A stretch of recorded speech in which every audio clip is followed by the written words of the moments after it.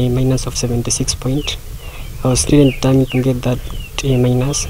Although in KCSE venye ilikuja si venye nilikuwa natarajia. So I was really expecting for 68 points and B+, but in God's grace nikanjipata niko na A-.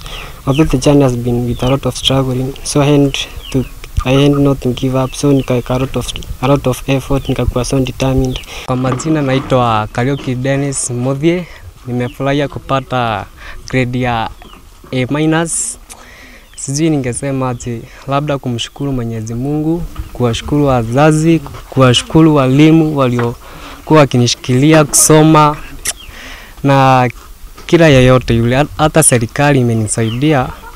I just tell them I'm much grateful. Nisikia vizuri kwa sababu nisikia watoto walipita watoto walipitia matambu mengi ya kunyeshewa mvua, wakati mwingine wakakosa hata kitu ya kukunywa asubuhi, na walikuwa nakosanga fees, na nilikuwa nawaambia hata wakikosa hiyo mambo yote wasome, waeke bidii, kwa sababu kiweka bidii Mungu anakupeleka mbele. We are twins but we are fraternal. Nimefurahia sana nikupata grade B. For sure KCP nilikuwa nimepata 313 and nilikuwa nimehope kwenda shule kubwa, but Kirimunge was the only choice, and for sure Kirimunge is a school.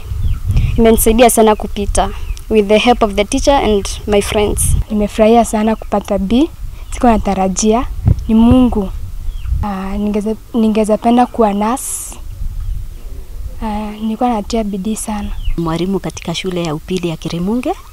Nimekuwa nikifunza hawa vijana wangu wawili somo la Kiswahili na hesabati, na wamekuwa wakitia bidii sana katika masomo yao.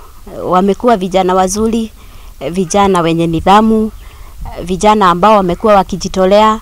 Hawakuwa vijana wa kusukumwa, walikuwa ni wale ambao ukimpa kazi bila shaka utapata ameikamilisha. Wamekuwa ni vielelezo vyema hata kwenye wanafunzi wengine, kwa sababu ukipeana kazi darasani, ukiuliza maswali wanajibu vizuri, ukipata wanafanya makosa mahali ukiwaelekeza wanatii na wanafanya vile ambavyo unawaagiza wafanye.